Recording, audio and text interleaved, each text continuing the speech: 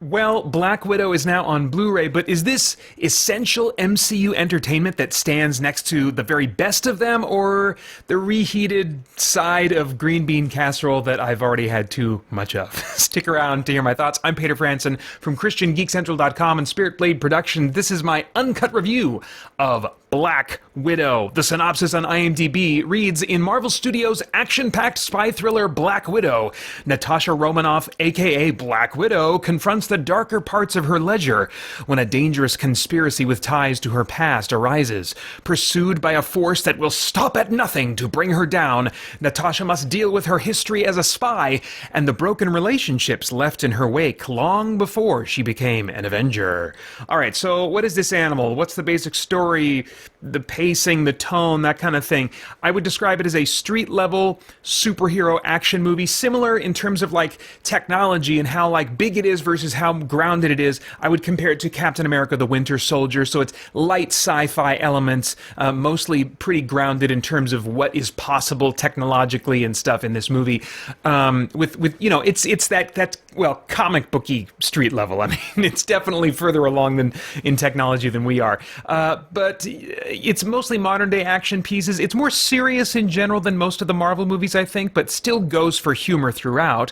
However, serious did not translate to intense or suspenseful for me, unfortunately. And the moments intended to be the most dramatic, I think, were the ones that very often fell the most flat. For the sake of jokes that I didn't laugh at, characters said things that were logically inconsistent with established facts. For example, much of the pseudo-family drama and family humor acts in the script as though the family, quote-unquote, involved was a real one instead of a manufactured, fraudulent family that was a mere 3-year cover for secret agents. There are the characters that are supposing certain things about each other and certain connections and feelings about each other. They're saying things that don't make any sense, and we're supposed to find. I can tell we're supposed to find them funny, but I just was not connecting with it because I was like, this isn't a real family, you know. It's it's not even like an adopted family. They did this thing for 3 years,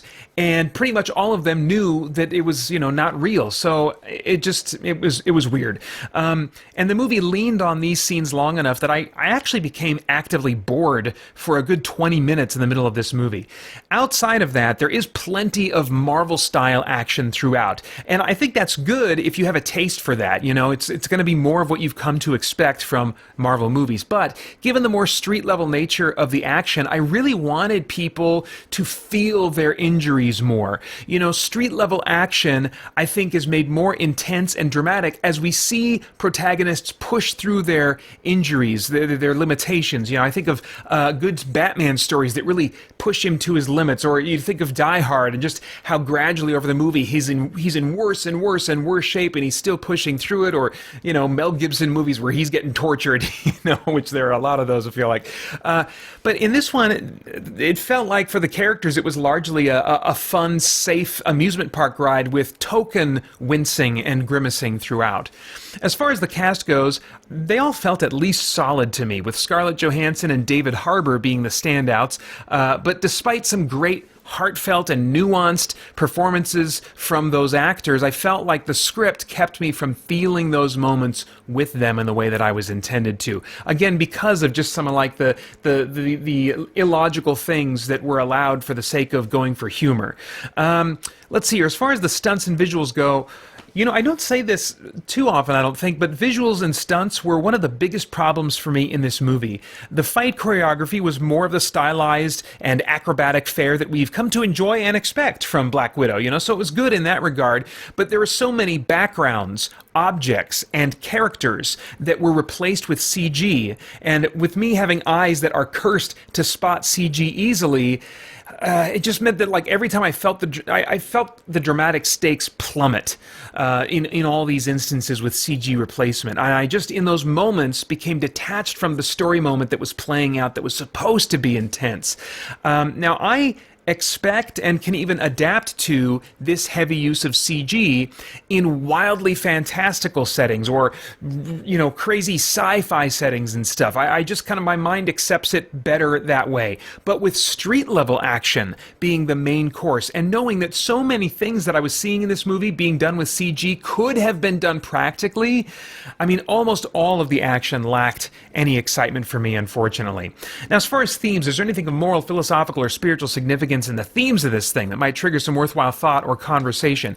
Well, I think there's potential for discussion of some common family issues, as there seems to be intended parallels to grown children being unsatisfied with their upbringing as they reflect on it, and parents who neglect their children in favor of pursuing their careers and how much their careers mean to them, But as I said, the family-related drama and humor didn't work for me because of the true nature of what this so-called family was.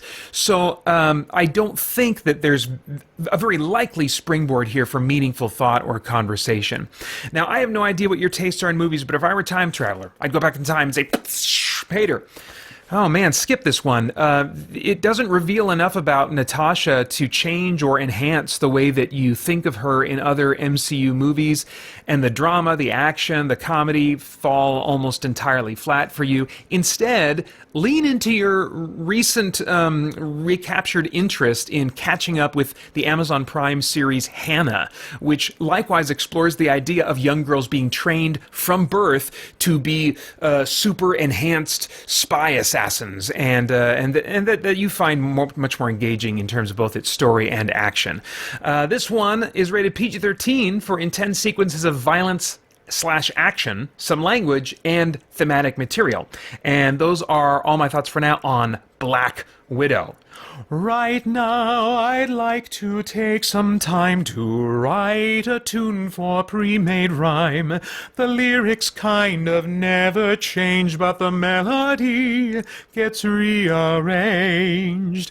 I never know what I'll create to say how much I appreciate Gabriel Stinson, Brian Franklin, Olin D. Branham, Drew Robb, Winston Crutchfield, Libre, J.D. Myers, Matthew Ridgway, Cosmic Fox, and Joel Nelson.